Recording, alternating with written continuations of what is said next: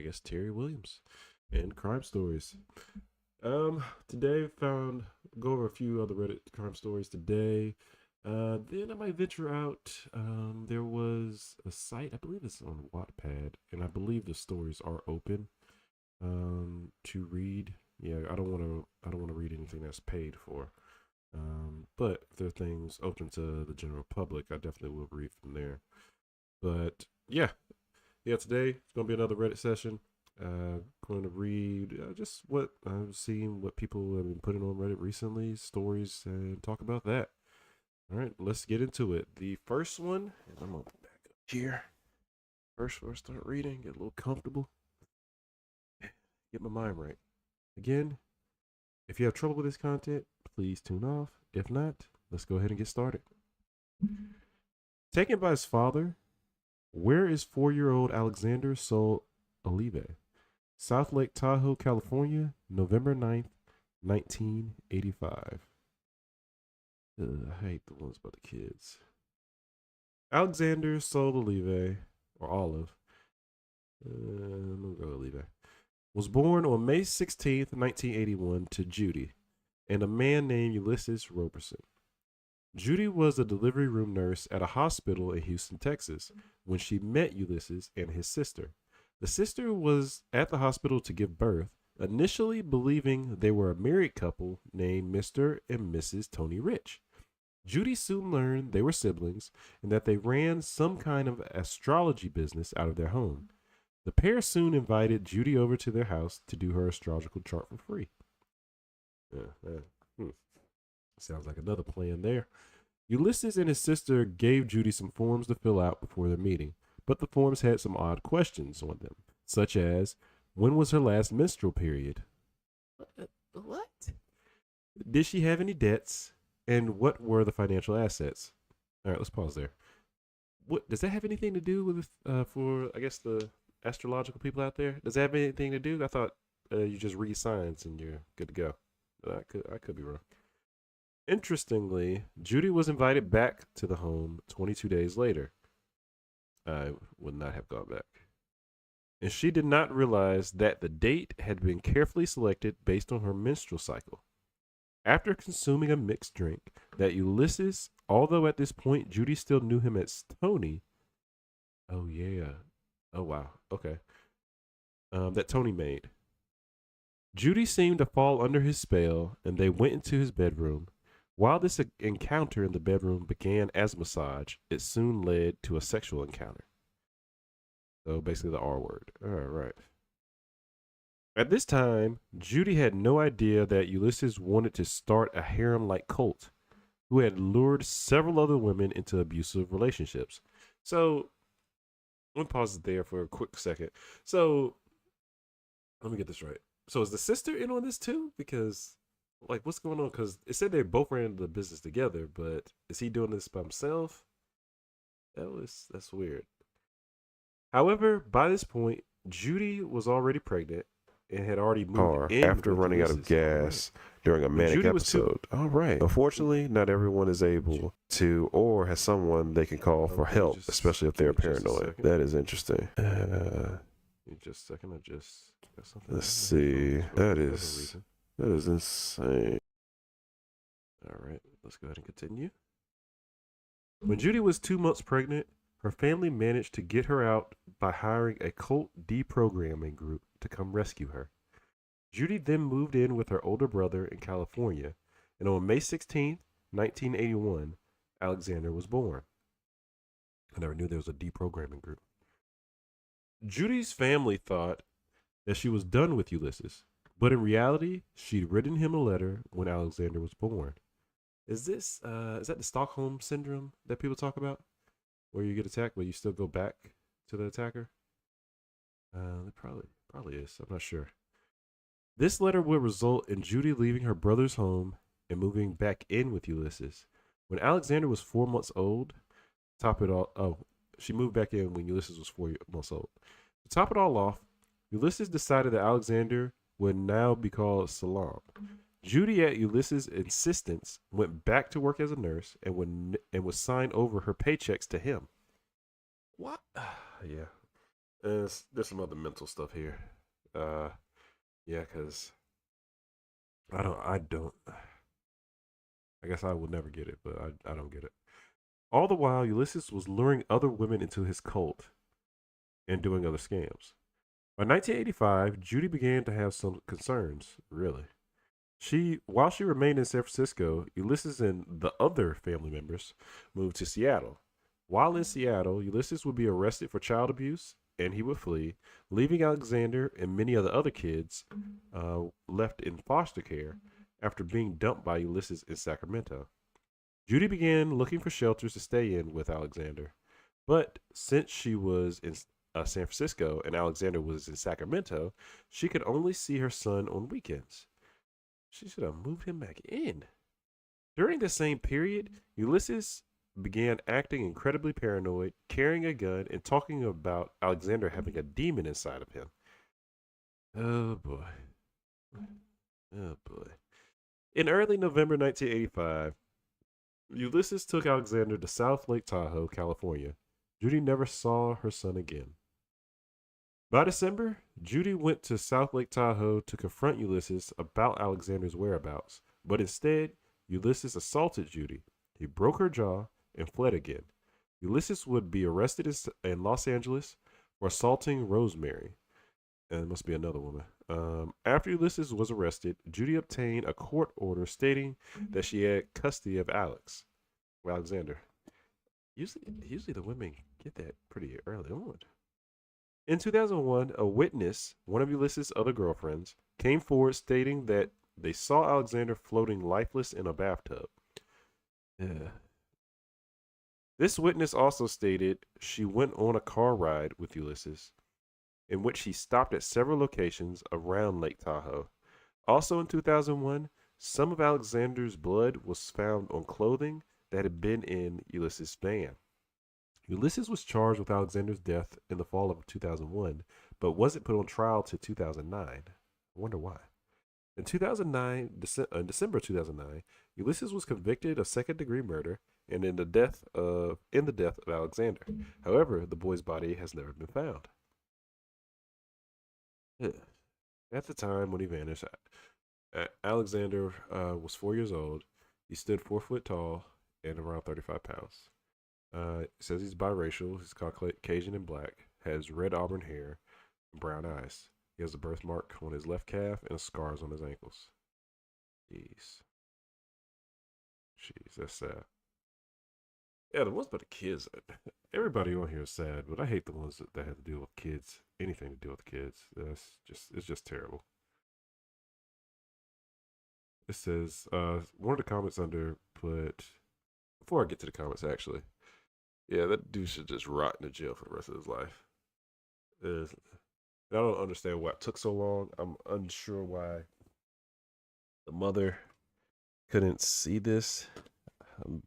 I don't know, because you would hope that the mother just, you'd look out for the best interest of your child and you could see this man's not right. But I guess she might not have been all there either because she went back to him after the fact. So yeah, she probably needed some therapy too. Some comment under here says someone I know thought their kid was possessed and drowned them in the bathroom as well. The only difference is he tucked him into bed after and eventually turned himself in. He got an easy sentence and was right on Tinder once he was down to like weekend supervision. Yeah. I don't understand how you do that to a kid and you're able to see the light of day ever again. I read the first article. Okay, no.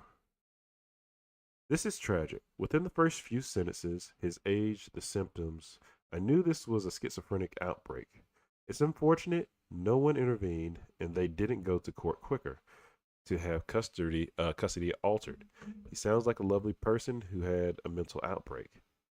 Who sound like a lovely person? He's not talking about Ulysses, is he? Ain't no way Ulysses sound like a lovely person. Unclear why he was released. Yeah, he's talking about Ulysses.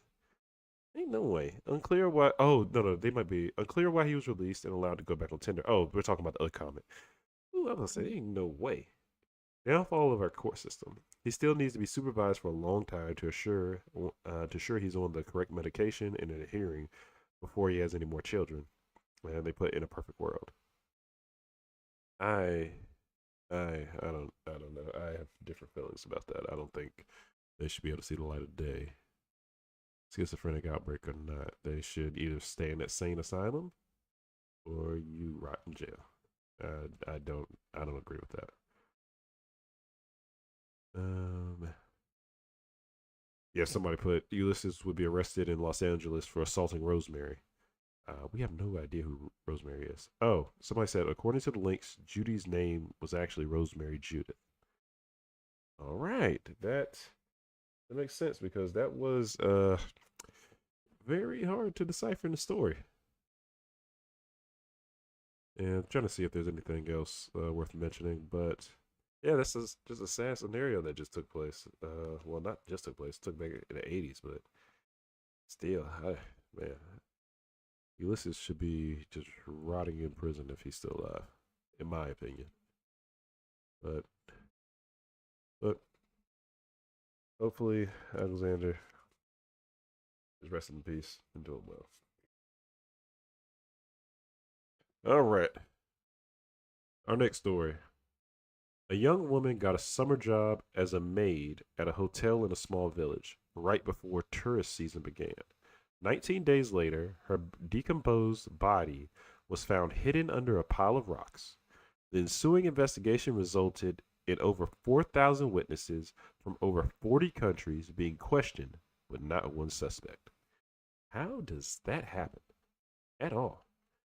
There was a poster. Let's see. They thanked everybody. Okay. They said they have a couple edits in here. They said 11 days, not 19. Okay. And I guess we'll see that in the story. And they also put to clarify the title, what they meant was going by no suspects, that the police never actually identified any people to name as suspects. In hindsight, probably should have gone with something better. Okay, I guess I'll figure that out in the story. Trude Espas, I believe, was born in Orkanger, Norway, sometime in late 1975. Little information is available on her background, but based on what is known, she likely enjoyed traveling. At Finnmark University College in Alta, she studied 2 years worth of English and Russian, which would have helped her immensely in her travels. While in Alta, newspapers stated that she worked in the environment. Not sure what in the environment is in quotations. In the environment. I'll see what that means here in a second. This likely played a role in her choice of a summer job. On July 31st, 1996, Trude is now 20 years old and was hired as a maid at the Hotel Union in the small village of Geringer. Geringer was a small and scenic village and one of Norway's most well known tourist spots due to its natural beauty. And they put in quotes, it was also the setting for the 2015 movie The Wave. And hopefully I'm pronouncing Geringer right, but I'm not from Norway. Normally, Geringer has a population of around 250 people. Okay, they're very small. Should know everybody. But during the summer, that population can jump up to 3,000. For the 1996 tourist season, it reached 5,000 people, 98% of whom were foreign tourists who had likely never been to the area before, nor likely to return once the season was over. August 8th was Trude's day off, and around 3:45 in the afternoon, she went into the center of Geringer to enjoy her day off in the town. She went to the local grocery store. She was then observed sitting on a viewpoint slash rock just outside of Geringer. That was the last confirmed sighting of Trude that day. On August 9th, a hotel housekeeper went to the police to report Trude's missing, as she had not been to work that day. Because of Geringer's natural landscape, a fjord surrounded by mountains. It was okay. I guess it was a fjord, and it's spelled Fjord. Just in case I'm not saying it right, but a fjord surrounded by mountains. It was feared that she had either failed or suffered some other accident. Oh wow! I wonder why it was. That's the first thing that came to mind. Though that's weird. surrounding the mountains. It was feared she either fell or suffered some other accident. The police didn't waste much time forming a massive search party. That search party utilized sniffer dogs and helicopters on just one day alone. On August 10th, a man entered the police station carrying a handbag and a book he had found. The two objects were found on a separate rock adjacent to a highway just outside of Geringer. At some point, Trude got up from the rock, crossed the road, climbed a hiking trail above the road. Therefore, the police now knew to focus their search efforts in that area. Right? On August 12th, the police had permission to search the dormitory adjacent to the hotel where Trude lived. Inside, the police found her passport and wallet, which suggested that she likely intended to come back. In her dorm was also a note. All right, and I guess we're going back in time now. Or it says now, on August 2nd, she had made 4 notes on a piece of paper. They said, Ellen, store, German, crutches. Ellen was the employee who was training her. The store was likely one she was last seen at, but German and crutches, they could not decipher the meaning of. On August 13th, I'm assuming August 2nd should be August 12th, but because that it doesn't make sense. You know, the timelines that make sense on that part. On August 13th, a man found a red T-shirt along the road. It was the same T-shirt Trude was last seen wearing. Professional divers also scoured the Jord and other surrounding waterways, but found nothing of note. By now, the police were under belief that foul play must have been involved in Trude's disappearance, and they had questioned 11 people, but none of them wound up being involved. It says the search was then expanded to mostly all of Geringer. Officers from outside the immediate area were included, and officers from Kripos were called in. 70 members of the Norwegian Red Cross were mobilized, as police searched along the entire roadside and combed just about every area of the beach. By August 18th, tourists who had heard what had happened voluntarily gave up their cameras, leaving the police with over 1,000 photos to search through. They had hoped that one of them may have unknowingly captured Trude after her last known sighting, but to no avail. Despite the immense effort and resources put into finding Trude, the police were ultimately at a loss and failed to find her. On August 19th, an elderly married couple, both locals of Geringer, were out for an evening walk along the highway. Once their walks took them by a pile of rocks, they were suddenly struck by a foul odor. They followed the smell and found themselves at a pile of loose stones and rocks about 100 meters away. They saw a pair of white shoes sticking out from under a pile of rocks. They decided to not go any closer or remove the rocks, instead called the police. The police arrived, sealed off the area, and began removing the rocks one by one. That was not a quick task, as whatever was buried underneath the stones was covered very thoroughly. Eventually, the police uncovered the decomposing body of a young girl. The body was identified as Trude. Although the cause of death was never publicly disclosed, it is believed that she had been strangled. It is also said that Trude had also been R-worded. Unfortunately, okay, so, all right, let's pause there because I know I've been reading a little bit much. Because at first I was thinking she failed, but after the rock situation, yeah, somebody definitely did that. Definitely did that. That's not an accident. Especially not has. I would say it sounds like somebody tried to cover it up, and some of the rocks came off just about a day. Yeah, because you're not.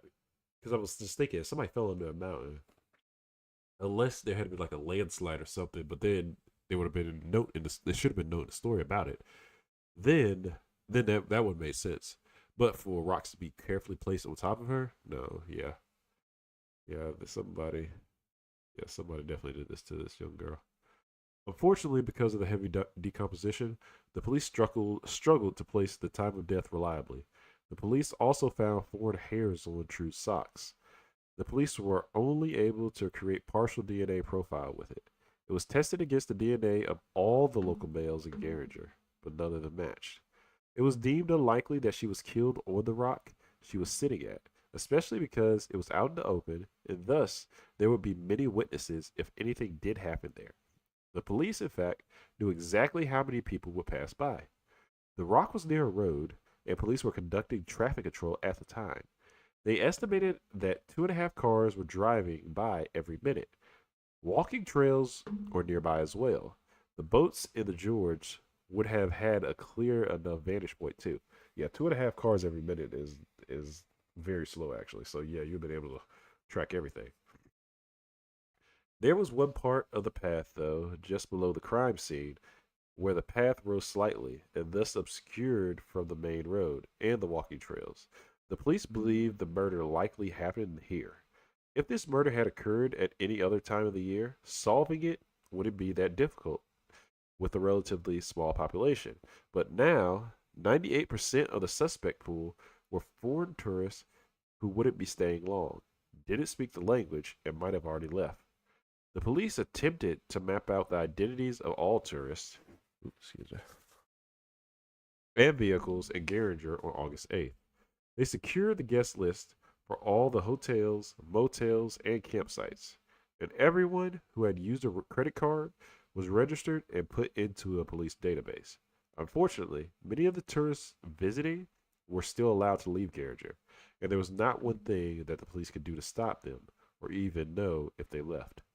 Luckily, it didn't take long for their first suspect to emerge. One of the hotel's employees came forward with a police statement. They were one of the witnesses who saw Trude on the rock. While lying down, she saw a man at the edge of the forest. The man sat still and stared at the witness for 20 minutes. Once she stood up from the rock, he followed behind Trude. He then asked, "What time is it?" in German. They described him as unpleasant. Afterward, he walked toward the rock Trude was last sitting at. She described this man as pale, clean shaven, and appeared to be Northern European. He stood about, it says 1.85 meters tall. Not sure how tall that is. Had a normal body build, gray blue eyes, and dark brown hair. He was dressed in light shorts and a short sleeve polo shirt with horizontal stripes, blue on a white background. A sketch of this man was soon put together. Next, a Swedish couple on a camping trip in Garinger came forward. They were on a walk when they saw a woman sitting on a rock. This woman was almost certainly being Trude. Later, they walked by the same rock and saw her gone. After a few meters, one had to go relieve himself. They went up a footpath alongside the highway, and halfway up the path, they heard a scream, which they said sounded like a child scream. Why is this coming out like so far after? One didn't want to investigate out of potential fear or a belief it was just a playful scream from a child playing with his parents, but her husband persisted. He eventually found himself around 30 to 40 meters away from what he thought was a child lying against the cliff. He also saw another man standing above them. He eventually noticed the husband, and the two looked at each other for a while before the husband finally left to pee. He had simply assumed the man to be the child's father, and when he returned, both were gone. What? Under a rock, though? Or by some rocks? Okay. I didn't realize people took their kid hiking, but could be in different countries. I'm not sure. All of this had was done roughly 20 meters away from where Trude's body had been found. The sketch of the German man was shown to the Swedish couple, and the husband said he thought the face looks familiar, but couldn't be entirely sure. Meanwhile, his wife never got a good look at the man in question to begin with. Another thing of note was an older model of an American blue car with temporary plates. Such a vehicle was seen in Garinger on the day Trude disappeared and hadn't shown up again. Perhaps they were passing by, or nobody noticed them on any other days, but the police was interested in speaking to the owner of that car. That German man was the police primary lead, and they spared no expense trying to track him down. But it was all for naught.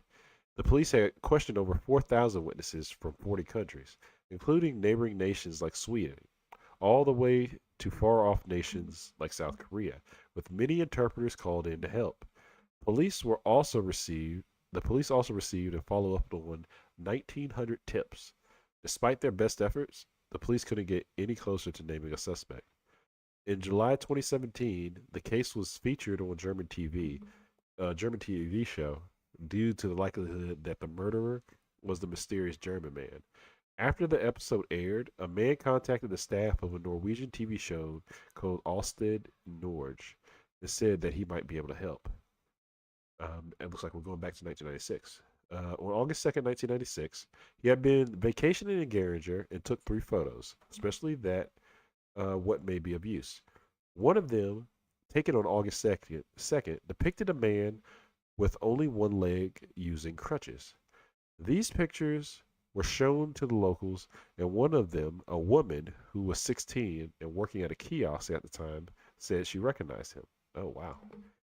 I recognized somebody from that long ago. It's kind of crazy. The man acted very creepily toward her and asked a bunch of personal questions, such as where she lived, how far away her house was. The man was also speaking German. While it did likely explain the notes left in her diary, the police do not believe him to be the killer. He did not resemble the sketch of the other German man, did not use crutches, and had both of his legs. Disposing of Trude's body would have been very difficult, if not impossible, to do with the other German's disability. The police also took hair samples from hundreds of tourists who could be tracked down again. They were compared to the DNA profile from the hairs, but none of them matched. The police also had 15,000 pictures and 300 videos to go through. So many more were sent forward as people rediscovered their old vacation photos. Over 500 separate people of various nationalities sent in the aforementioned pictures and videos. So even 20 years after Trude's murder, the police were still sorting through various photographs and footage for any potential leads. The police also spent over 13 million kroner on the investigation. Wow, they are really looking for this killer. Some of them you see say after a while they just stop, but it seems like they're still looking. In November 2017, they came across a photo overlooking the Jordan and about 5 boats on the water. The photo was dubbed the 5:15 photo, as the boats left the port at 5:15 p.m. The police were able to digitally enhance the photo and saw a small red dot on the rock Trude was sitting on. The dot was likely her red shirt. Before this photo, the last known sighting of Trude was 5 p.m.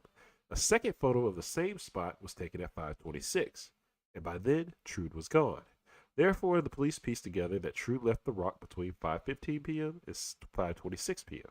This narrowed down her time of death and matched the statement made by the Swedish couple. In May of 2023, a woman came forward and said that her son confessed to the murder.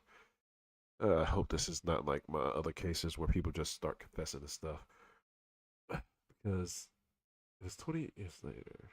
Unless this woman is super old, it wouldn't make sense. Let me see. Okay. In May 2023, a woman came forward and said her son confessed to the murder. In November 1999, she was questioned and said her son confessed during a heated argument, meaning this was in fact the second time she came forward. He also told her that he was in Garinger that day without anyone knowing about it and was driving an old blue car he had rented. Supposedly, he had put his hand over her mouth after she started screaming during consensual sex and wanted to silence those screams as he was scared passerby would think he was R-wording her. He kept his hand over her mouth until he wound up suffocating her by accident. The problem, he was already dead by the time both of the confessions. Oh, so he had no means of defending himself. The car was not the smoking gun one would think, as 2 of the same model were in the area, and witnesses were inconsistent on what color the license plates were. But most of all, everyone else who knew him said that it was straight up impossible, and his mother was lying. He worked at Songsvan in Oslo and was there on August 8th, as well as giving him an alibi. Furthermore, nothing was able to link him and Geringer that day. His bank card wasn't used, nobody had seen him, he hadn't gone to any local grocery stores, board or any boats. The police never saw him when they were questioning everybody they saw, and so on. He did travel to Geringer on August 8th, 1997, the 1 year anniversary of Trude's murder. But the police believe that to be a coincidence, nothing more. He traveled across Norway and only did so with friends, so going there alone would be highly out of character. The police also checked with the Norwegian Public Roads Administration to see if he may have rented or had access to a blue American car with temporary plates. Nothing in their records indicated that. In 1996, he leased a dark green local vehicle. Yeah, I don't know why people confess to stuff they didn't do. It's the weirdest. It's honestly the weirdest thing to me. It's like you just want some name recognition, but in this scenario, why do you want that? Based on the 1999 interview, the police were already considering him, but by 2023, they were able to rule him out definitively.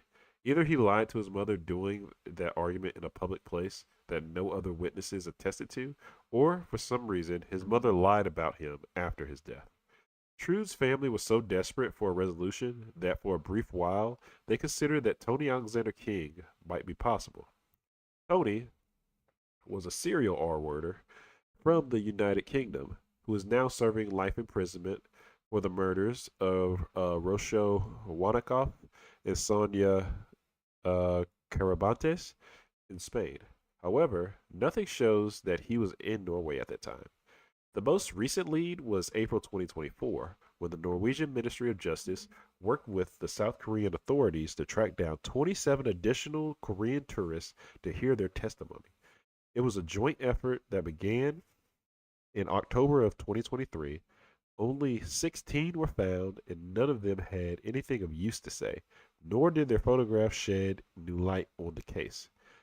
That is where this case ends. It remains not one of Norway's most famous cold cases, but simply cases in general. Trude's mother stated that even though the killer hasn't been found, she's still satisfied with the police's investigation and has never once accused them of being incompetent. They've been looking for 20, 30 years. Incompetence is definitely not the word. Uh, she has come to accept that they tried their absolute hardest, but are simply out of leads to pursue. Her exact words were, "I have no complaints about the police's efforts." Even if the mysterious German is innocent, the police still believe that the killer was likely one of many tourists and that he likely returned to his home country not long after the murder, possibly before the body was even found. Yeah, that's sad.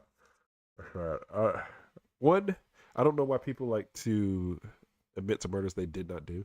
I will never understand that.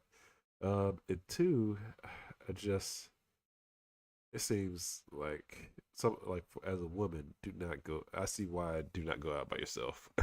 Even though you want to be, yeah, man, go out with a group of friends if you're doing something. Yeah, and don't go home with people you don't know or scream. Do something if you don't know somebody. Ugh, man, it could be rough out here because things like that happen, and then you never found from again. Your family is looking for you. Even they're looking for 30, basically 30 years, and can't find a suspect. Finally, did find her body. So, but it's sad. Um, Somebody said this is an incredible write up. It's refreshing to read cases where police expend such effort through search, through such a thorough effort. And with ever expanding DNA databases, perhaps they'll be able to solve it one day. Yeah, that is the main thing. It's like I can't. That's the thing. The police actually, I still couldn't believe that they usually give up on cases. They were really trying for this girl. It says worst of all, a couple actually saw her and her killer, but they thought it was a father and his child. That is true. That is true. X. Yeah. Yeah, I'm interested to know why they put so much effort in this case because they're still looking for this girl now and trying. So I'm not sure if they're I'm not sure if she's linked to other stuff or if I'm not sure what the incentive for the police finding her. Maybe it was a TV show or documentary came out about this girl, and that's what's keeping it alive. And and of course, the parents will want to find the killer at the end of the day as well. So know who killed basically the baby girl. So I'm not sure. Somebody did put, I'm confused by some parts. The witness was lying down and saw a man talking to Trude. Or was it Trude was lying down while the man would talk to her, and she later told the witnesses about this information? Okay. Yeah, some people put that was that was weird. Another person put, the world can be such a cruel, horrible place for women. At any moment, a horrible man can decide to destroy you in every way possible. Rest in peace, Trude. Yeah, that's it. That is the God honest truth. It seems like this world sometimes is it's like it can be for women, but at the same time, men at the same time can be. It's just like physically, it's just superior. How if it's a one on one interaction, it can be difficult, especially because most of the time the woman's not gonna be the same size as the man. So that's the part that's going to be extremely difficult. But man, and then it's like there's nothing you can do, and that sucks to be in a position. It's just helpless. It's like, ugh, man, that is tough. Somebody does put, I think German and crutches on her list are red herrings. Maybe she did meet a German guy, but I doubt it's the one who killed her. Why would her date be creepily staring at her in the woods instead of hanging out with her? The only way I could see that happening is if the killer had some type of dark fantasy. He was supposed to hang out with her, but instead creepily watched in the woods, waiting to make his move. Honestly, it sounds so insane that would only work in a movie. So to me, her list and the killer are unrelated. Yeah, I don't think it is. Um, Another person says, I'm a bit naive about digital forensics, but that enhanced photo doesn't definitively show a red dot. Of course, using my phone isn't necessarily optimal. If that all is speculation, perhaps, then their timeline is skewed. Just the scale alone makes it almost impossible. As for the title of the post, I'd say there's plenty of suspects. Uh, No person was actually, somebody puts, no person was actually named. I'll add a note in the beginning. Oh, this is the original poster, actually. I'll add a note in the beginning. And that might be something I read earlier. Yeah, I'm not sure. Yeah, this is a mystery, and hopefully, DNA evidence evolves and you're able to find people. Still, still telling, because if her killer did pass or somewhere else, then yeah, this will go unsolved. But for today, that would be all for today. I was going to do two stories. Do have a few things to do with the kids today. I will stop there. But if you like this type of content, just let me know. Or if you have stories that you want me to read or talk about more and give my opinion, let me know.